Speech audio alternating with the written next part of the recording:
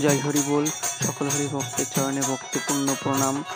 ভিডিওটি শেষ পর্যন্ত দেখার জন্য অনুরোধ রইল। ভিডিওটি ভালো লাগলে লাইক, কমেন্ট, শেয়ার করে দেবেন। চ্যানেলটিতে নতুন হলে সাবস্ক্রাইব করে দেবেন। জয় হরি বল।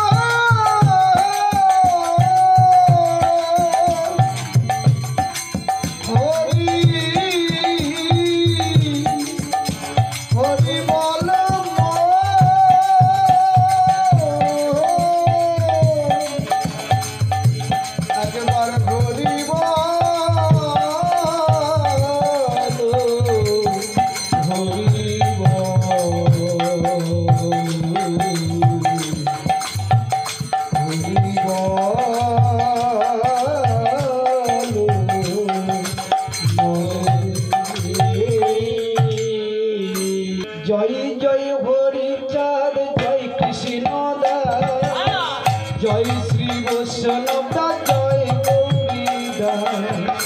জয় জয় হরি চাঁদ, জয় কৃষ্ণ দাস, জয় শ্রী বৈষ্ণব দাস, জয় গৌরী দাস। জয় জয় হরি চাঁদ, জয় কৃষ্ণ দাস, জয় শ্রী বৈষ্ণব দাস, জয় গৌরী দাস। জয় জয় হরি চাঁদ, জয় কৃষ্ণ দাস, জয় শ্রী বৈষ্ণব দাস, জয় গৌরী দাস। জয় শ্রী স্বরূপ দাস, পঞ্চ সহদাস, পতিত পাবন হেতু হইল অবতার। জয় শ্রী বৈষ্ণব দাস, পঞ্চ সহদাস, পতিত পাবন হেতু হইল অবতার।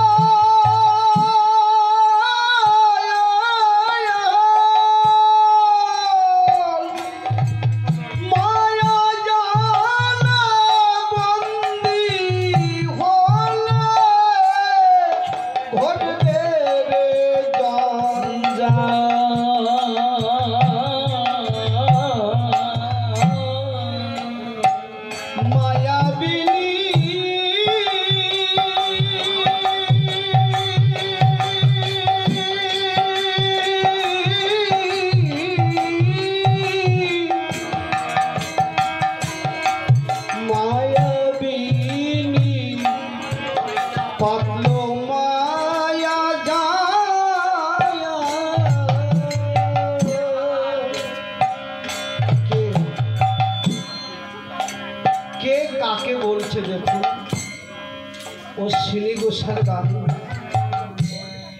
গুরু তার শিষ্যকে বলছে, ও খোকা, সংসার পেতেছ, সংসারে থেকে হরিনাম করা বড় কষ্ট,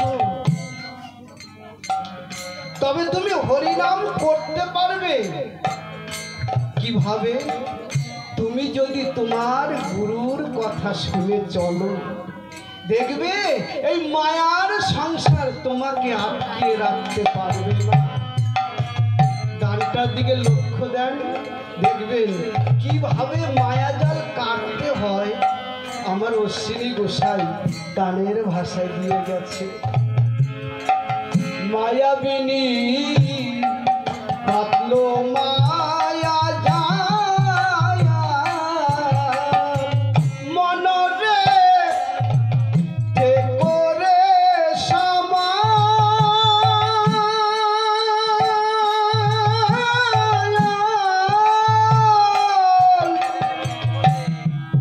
মায়া জালে বন্দি হলে ঘটবে রে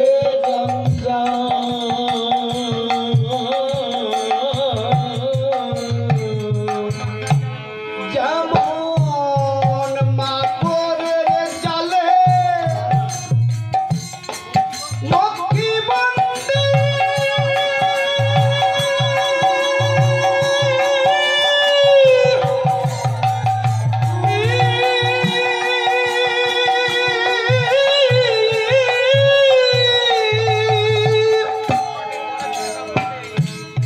ওরে পরে শেষে সংকটে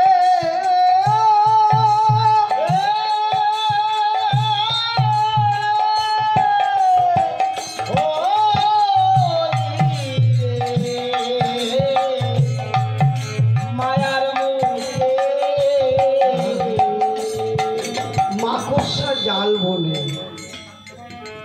যেমন মাকড়ের জালে মক্ষী বন্দি। মাকড়সা জাল বলে, সেই জালের নাম কি? তাকে বলা হয় মায়া জাল। কেন? কোনো পোকা যদি সেই জালে একবার আটকায়, সে আর যতই চেষ্টা করে ছাড়ানো, আর সে ছাড়াতে পারে না। যত চেষ্টা করে আমি ছাড়াবো, যত নড়াচড়া করে, মায়া জালে তত আটকে ধরে। ঠিক মাগো, আমাদের এই মায়া সংসারটা তেমনি। প্রথমে আপনি আপনার সহধর্মিণীকে নিয়ে সংসার করছেন, নামে প্রেমে মাতোয়ারা হয়ে আছেন, কর্ম করছেন। যখন আপনার একটা সন্তান হলো, এই যে মায়া সবে শুরু হলো। এইভাবে এক একটা দুটো তিনটে সন্তান যত হয়, মায়া তত বাড়ে। এবার কি হয়? ওই সন্তান যখন বড় হয়, মনে করে কি এবার ছেলেকে বিয়ে দিয়ে বৌমাকে গৃহে এনে আমরা স্বামী স্ত্রী হরিনাম গুণাগুণ কীর্তন করব। কিভাবে পোকার মতো আস্তে আস্তে জড়াচ্ছে দেখো। কিছুদিন পর দেখা গেল কি, ছেলে বৌমার একটা সন্তান হয়েছে। সেই সন্তান আমার কি হবে? নাতি। এই যে কেমন ভাবে জড়ায়, এই হচ্ছে মায়াজাল। অশ্বিনী গোসাই গানের ভাষায় বললেন, এই মায়াজাল তোমার কেটে যাবে কিভাবে? তাই গানের ভাষায় বললেন,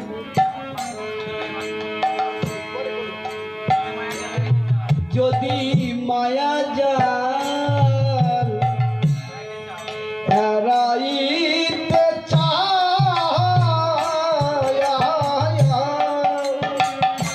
ও করে জ্ঞানের শিল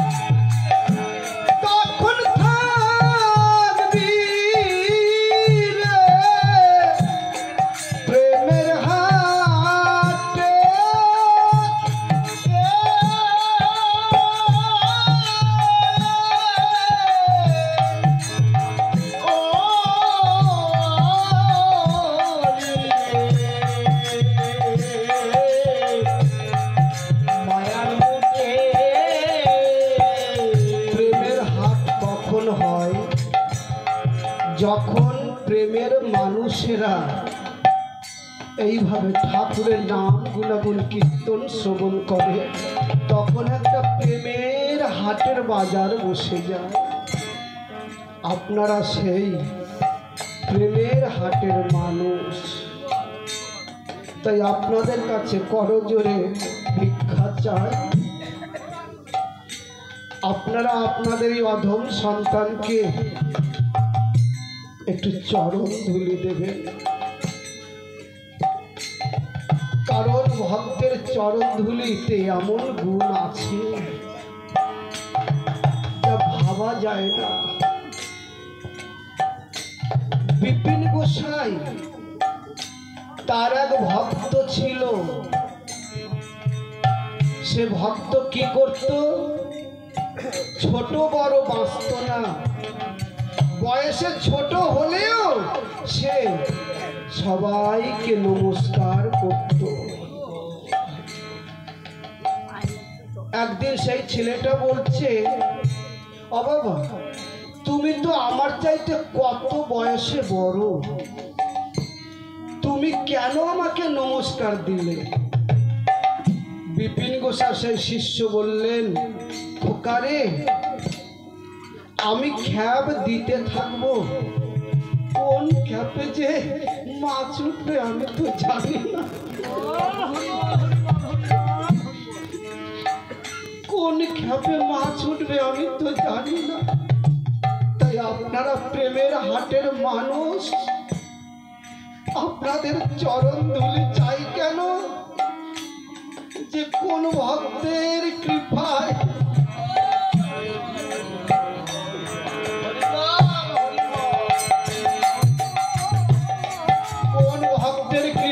এই পাপ দেহ হয়তো তার চরণ ধুলিতে পাপ চলেও যেতে পারে।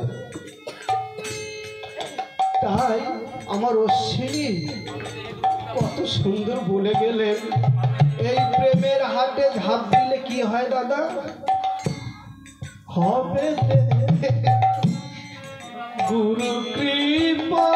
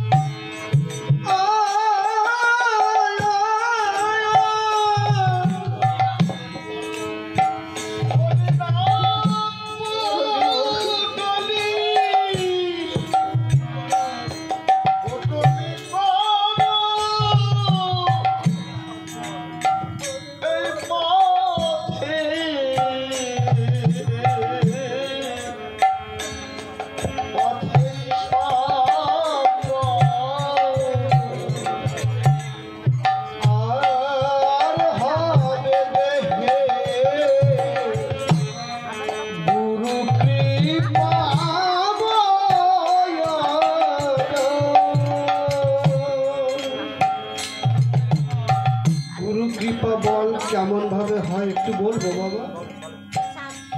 এখানে এসে দেখলাম আমাদের মণি গোসার আশ্রম। গুরু কৃপা কিভাবে পায়? এই গোসাই আমাকে খুব ভালোবাসত, কারণ আমার বাবা গোসাইকে দাদা বলতেন, গোসাইও আমার বাবাকে দাদা বলতেন, সেই হিসাবে আমি জেঠু বলতাম। আমাকে খুব ভালোবাসত। একদিন পিয়ালি গোসার এক ভক্তের বাড়িতে মহোৎসব হচ্ছে, আমাকে বলছে, কুমোদ রে বাবা, তুই আমার ওই গানটা শোনাতো। আমি বলি, জেঠু কোন গান? বলে, বাম করে ধরো ভাবে গোবর ধর। ধরেছি, প্রথমবার তারা দিয়ে বসিয়ে দিয়েছে, কারণ তেজি মানুষ ছিল তো। আমি আবার ধরলাম, দ্বিতীয়বার আবার বসিয়ে দিলেন, এই ধর। আমি কি করলাম, আস্তে করে গোসার পায়ের কাছে এসে বললাম জ্যাঠা আমি তো পারছি না, আপনি একটু ধরে দেন। পারিস না আরামজাদা? তখন চুল ছোট ছিল, চুল টেনে ধরে পিঠে চড় মেরেছিল। যা গান গা। এই যে গুরু কৃপা, প্রথম আপনাকে শাসন করবে। আপনি যদি মাথা নত করে থাকতে পারেন, হয়তো গুরু কৃপা পাওয়া যাবে। তাই আমার অশ্বিনী বললেন, কখন তোমার গুরু বল হবে জানো? হবে দেহে গুরু কৃপা বল। কোন সময় গুরু কৃপা হয় দেখুন, ছাড়ো মনের খল। আমরা যে আত্ম অহংকার করি, ই হচ্ছে খল, আমিত্ব। সব বর্জন করে দিতে হবে। কোথায়? এই ভক্তের পাশ। তবে তো গুরু কৃপা বল পাওয়া যাবে। ছাড়ো মনের খল,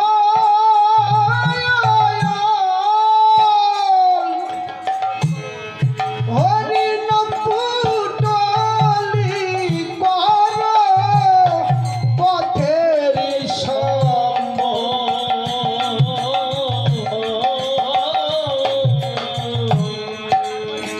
ও ঘাটে ঘাট মাঝি সে হবে রাজি।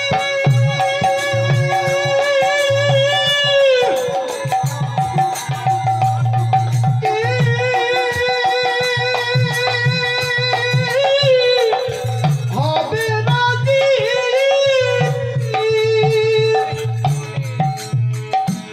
ও সে পার করবে নিষ্কপটে।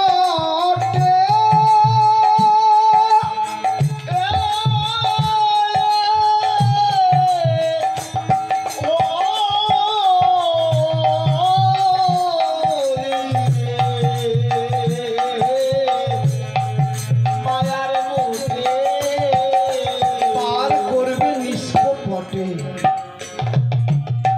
কেমন? ওরাকান্দি বারণীর স্নান চলছে। স্নান আসার আগে আমার গুরুচাঁদ এইভাবে ভক্তদের ডেকেছিল। ডেকে কি বললেন? বাবা, তোমরা যারা পুরুষ আছো তারা তো যেখানে সেখানে পায়খানা পেচ্ছাপ করতে পারবে, কিন্তু হাজারে হাজারে আমার মায়েরা আসে, তারা তো যেখানে সেখানে পায়খানা পেচ্ছাপ করতে পারবে না। তা তোমরা একটা কাজ করো। কি? এই যে খাল আছে নদী, নদীর পাড় দিয়ে তোমরা কয়েকটা পায়খানা বানিয়ে দাও মায়েদের জন্য। ভক্তরা গর্ত করলেন, গর্তের চারিদিকে 4টে খুঁটি পুঁতে চট দিয়ে ঘেরা করে দিলেন। এত সুন্দর করে দিলেন, মায়েরা যে পায়খানায় বসবে তাদের যেন কোনো অসুবিধা না হয়। এবারে কি হলো? দল আসছে, বারণী স্নান করে আবার ভক্তরা চলে যাচ্ছে। প্রায় ওরাকান্দি প্রায় ফাঁকা হয়ে গেছে, 1-150 মানুষ আছে। আমার গুরুচাঁদ ঠাকুর তার পরের দিন কি করলেন? ভোরবেলা উঠে গুটি গুটি পায়ে ওই পায়খানার পাশ দিয়ে একটু হেঁটে বেড়াচ্ছে। যেমন আমাদের ঠাকুরনগরে প্রমথ চাঁদ পিয়ার ঠাকুর, তিনি প্রতিদিন ভোরবেলা উঠতেন বাবা। ওই উঠে ঘুরে ঘুরে শরৎ ঠাকুরের বাড়ির সামনে দিয়ে চলে যেতেন। কারণ তারা শিখাতে চায়, হে জীব, যদি আমার কৃপা পেতে হয়, ব্রহ্ম মুহূর্তের সময় উঠে তুই বাহু তুলে হরিনাম কর। তেমনি আমার গুরুচাঁদ ঠাকুর যখন ভোরবেলা ওই পথ দিয়ে যায়, এবারে কি হলো দেখুন, ওই পায়খানাগুলোর দিকে লক্ষ্য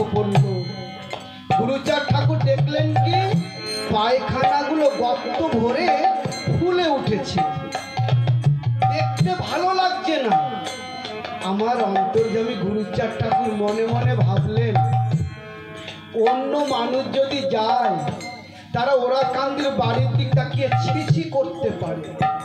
তো ওই সময় গুরুচাঁদ ঠাকুর ভক্তদের বললেন, বাবা রে বাবা, ওই পায়খানার গর্তগুলো ভরে ফুলে উঠেছে, ভালো দেখাচ্ছে না, একটা কাজ করবি বাবা।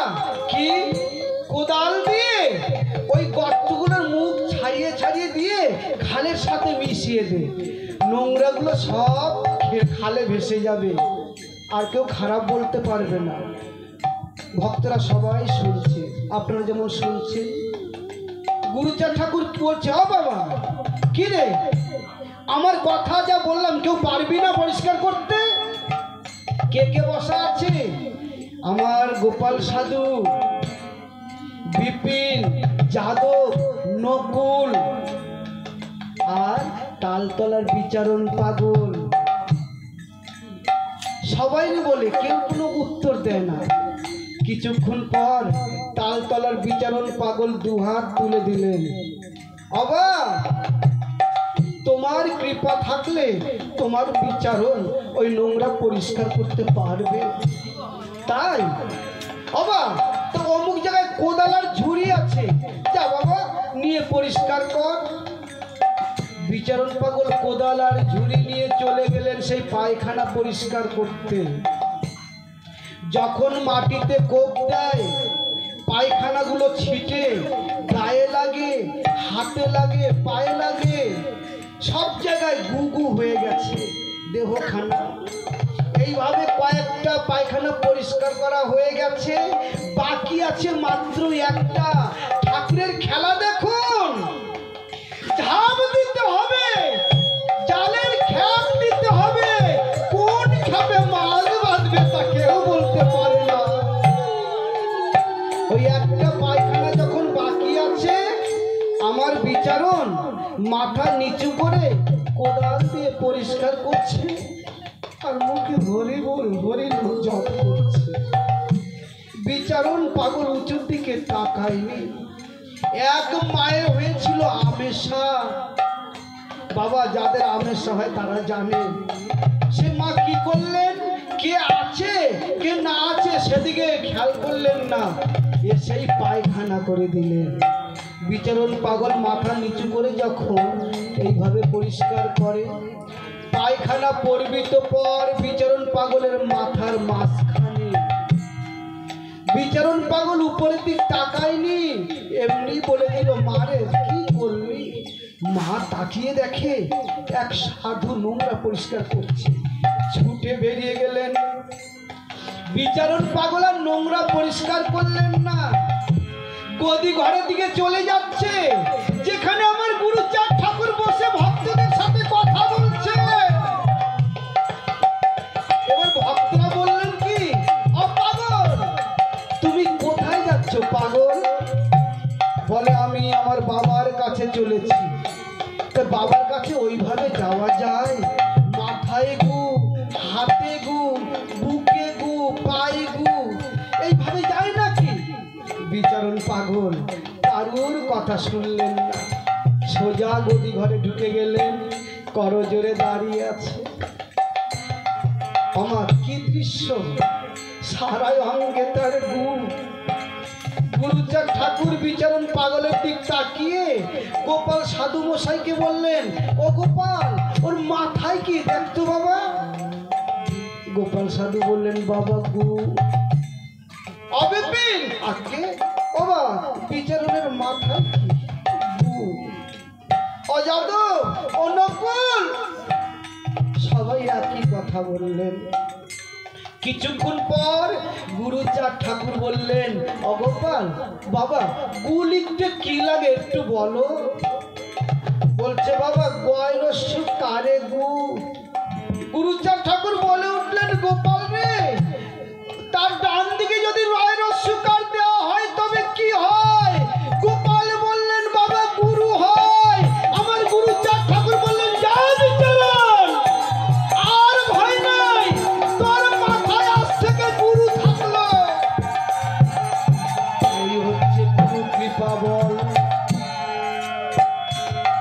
দেখছেন আমার ঠাকুরের খেলা। যা বিচারণ, আজ থেকে তোর মাথায় গুরু থাকবে। যার মাথায় গুরু থাকে তার তো আর ভয় থাকে না। যেমন তার প্রমাণ দেখে নেন, আমার সাথে যে বাবা হারমোনিয়াম সঙ্গত করছে, আমার এই বাবার শিষ্য ছেলে, এই যে আমার দাদু ভাই। আমার দাদু ভাই কলেজে পড়াশুনো করে। আমার বাবা দাদুকে ডাকতো, দাদু ভাই বলে, বাবা আমার তো পড়াশোনা আছে। তার গুরু বলেছে, ওরে যার সাথে আমার ঠাকুর থাকে তার পড়াশোনায় কোনো ক্ষতি হয় না। তার গুরু কৃপা বলে, এই যে আমার দাদু ভাই বাবা দেখুন, আমার বাবাই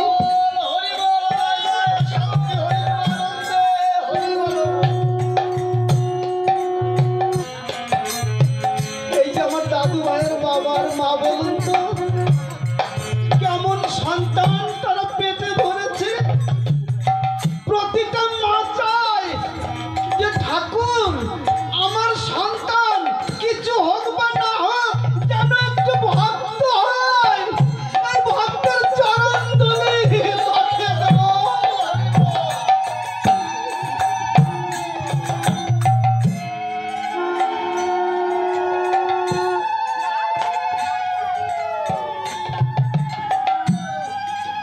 এমন গুরু থাকলে তার আর ভয় থাকে না।